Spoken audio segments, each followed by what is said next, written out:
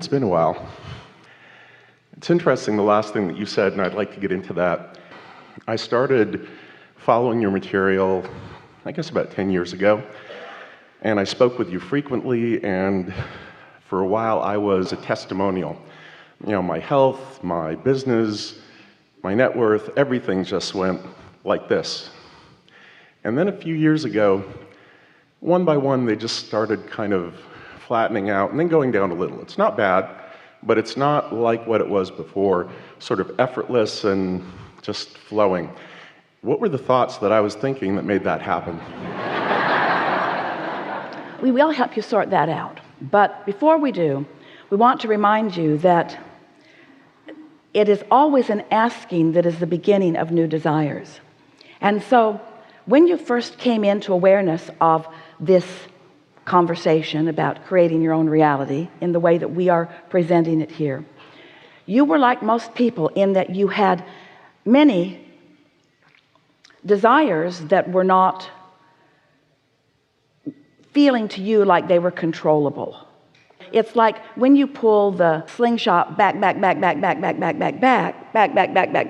the further back you pull it, when you let go of it, the further your rock goes. And so with most of you, you had a lot of things bubbling in your vortex that had been bubbling there for a long time that you were not aware of. That's what we were just saying today. You were not aware of them. And once you began applying some of the softening of resistance techniques that we were offering, you became the realizer of more and more and more of them and the allower of more and more and more of them. But it is so helpful that life causes you to keep putting more and more and more things, material, basis for creation back into the vortex.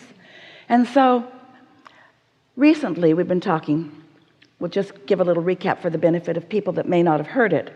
And then we're going to tell you something new that we know you've also heard, but it's important to this conversation.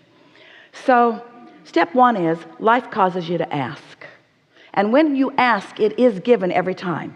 So you ask and it's given, but it's given in this vibrational vortex version that we were talking about, where even though it's been given, you don't know that it's been given. You don't know that it's in there. You don't know that it's been given because you can't yet see it, hear it, taste it, and touch it, and smell it, and so forth. And that's where you were when we first met. Not completely, but a lot of things were at that state.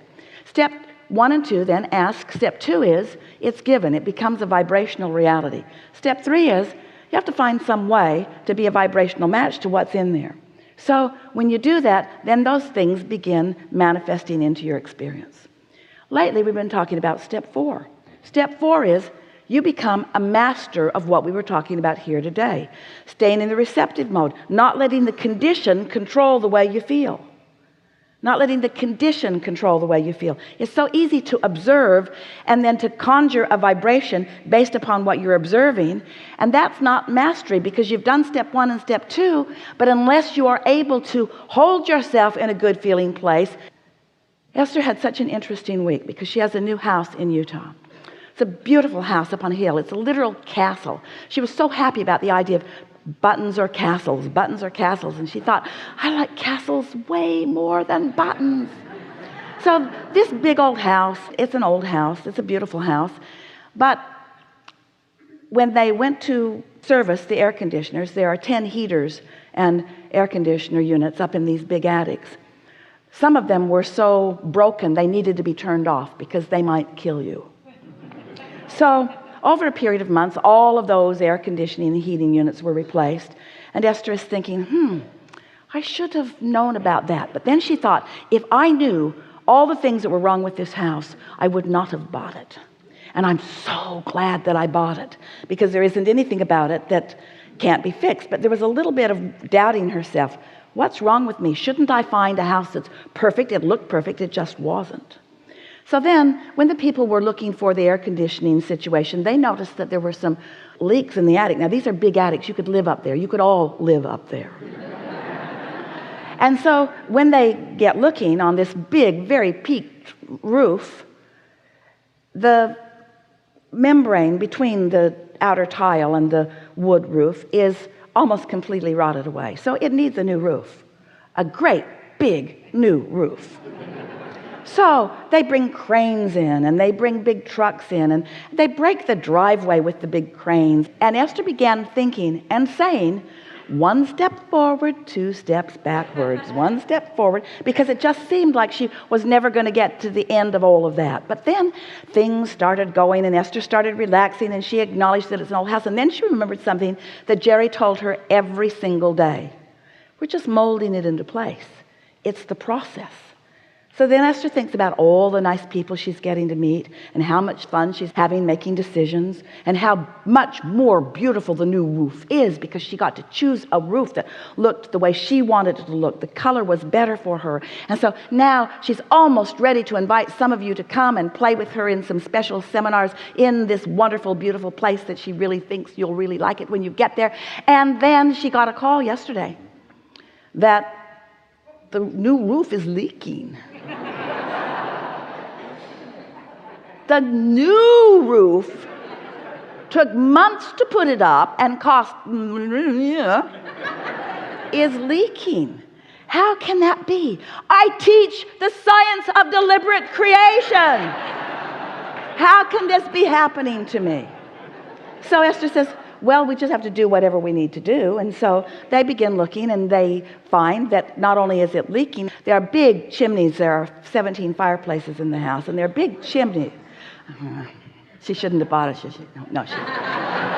And the chimneys are stucco on the outside, and apparently they're absorbing water, and it's not the roof, it's sort of around the base of those. And so they're going to figure it out, and another really nice company is coming to help her with some really fantastic new thing that they're going to spray all over the house in order to stop it from leaking.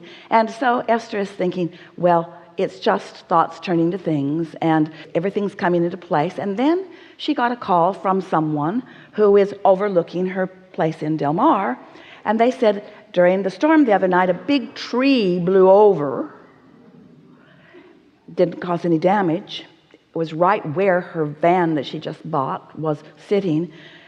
And then Esther thought, I was going to leave that van right there.